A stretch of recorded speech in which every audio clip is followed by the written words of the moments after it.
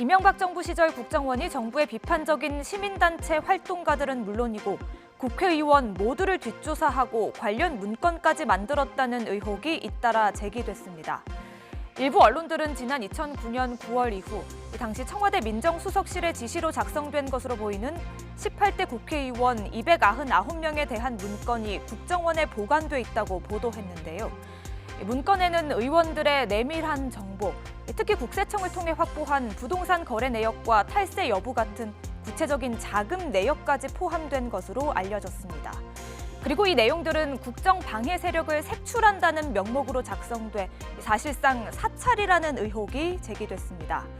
앞서 국정원개혁위원회는 지난 2017년 9월 이명박 정부 국정원이 정부의 비판적인 인사들을 퇴출시키기 위해 광범위한 공작을 벌였다는 조사 결과를 발표했습니다.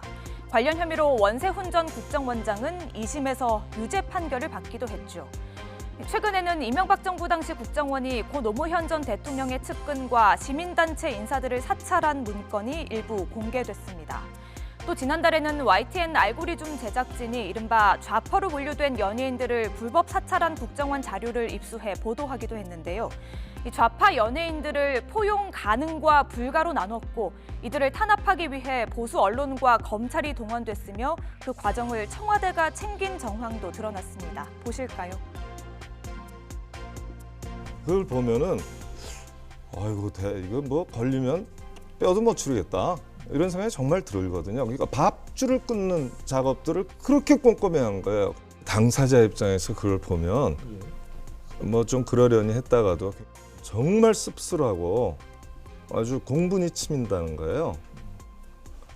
자기가 왜 이런 식으로 사찰을 받아야 되느냐. 그 이런 기록이 왜 남아야 되느냐 이런 말씀이시죠. 그러니까 여기에 대해서 응분의 법적 조치를 하시겠다.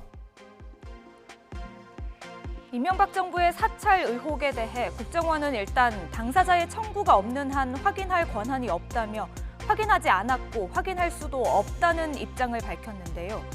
더불어민주당은 이명박 정부 국정원은 히틀러의 반대 세력을 사찰하던 게슈타포를 연상시킨다며 국정원의 사찰이 여야를 막론하고 이루어진 만큼 국민의힘도 진상규명에 협조하라고 촉구했습니다. 반면 야당은 개인정보가 담겨있기 때문에 공개할 수 없을 것이라면서도 피해 당사자가 신청하면 자료를 받을 수는 있을 것이라고 조심스러운 입장을 보였는데요.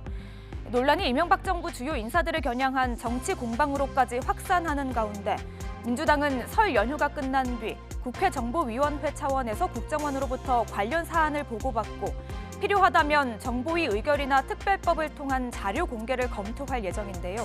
이에 따라 사찰 문건의 실체가 드러날지 관심을 모으고 있습니다. 뉴스가 있는 저녁 안규령입니다.